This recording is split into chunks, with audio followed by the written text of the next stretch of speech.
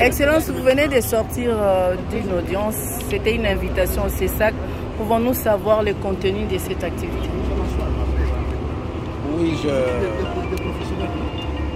je suis venu répondre à l'invitation du Conseil supérieur de l'audiovisuel, comme je l'ai fait à la Cour de cassation. D'abord, un moment, quand j'ai lu l'invitation, je m'étais posé la question si j'étais venu répondre à une invitation de la République démocratique du Congo, de la République démocratique des Châtaigniers et de Kagame. C'était ça mon premier sentiment. Est-ce que mon pays est devenu République démocratique des Châtaigniers ou de Kagame? C'était ça mon sentiment. Et je me suis décidé de répondre. J'ai dit à la commission que je me retrouvais comme un cardinal, un archevêque ou un bishop devant des païens. Parce que ce que le Rwanda de Kagame a déjà occasionné comme mort dans mon pays, plus de 12 millions de morts, un simple ambassadeur de l'Union européenne soit-il,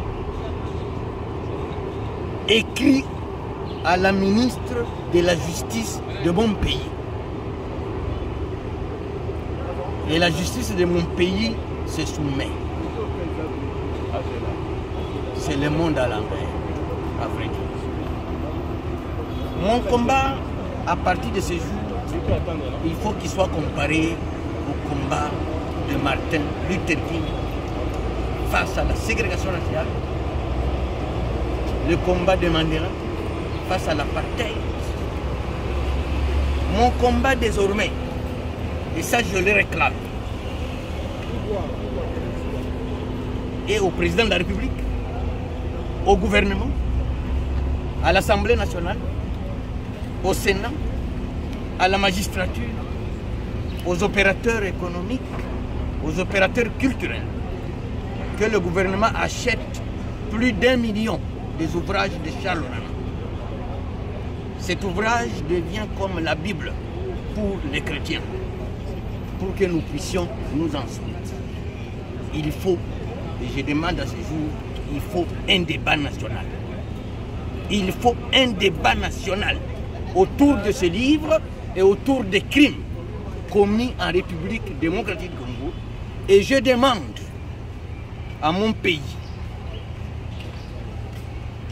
de poser la question à l'Union européenne. Comment elle peut s'indigner de mes propos et ne s'est jamais indignée des morts, des millions de morts? Quel est le rôle de l'Union européenne dans notre extermination? J'interpelle Congolaises et Congolais.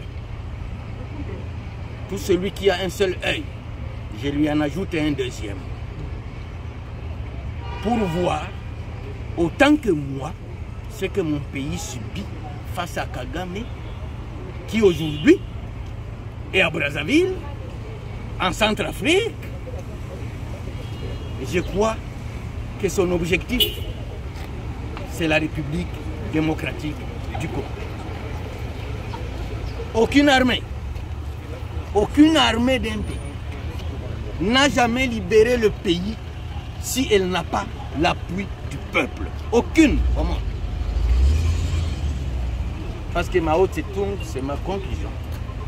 Mao Tse-tung dit que ce n'est ni la technique, ni l'armement qui gagne la guerre, mais c'est plutôt l'enthousiasme populaire. Et pour finir, comme j'ai Bossolo la politique devant moi ici, au cours de l'émission, incriminée par l'Union européenne, j'aurais parlé de la complicité des Bachis dans la généralité. Et cela a créé un émoi, une contestation parmi eux. Parce qu'il n'y a jamais eu de tribus saintes dans chaque tribu. Comme chez moi, chez les Bafourir, il y a des complices des Rwandais. Chez les Babembe, il y a des complices des Rwandais. Chez les Bachis aussi, il y a des complices des Rwandais. Donc, je présente mes excuses aux Bachis que j'ai offensés publiquement. Comme je l'ai dit, il n'y a aucune tribu sainte. S'il y a eu écart de langage,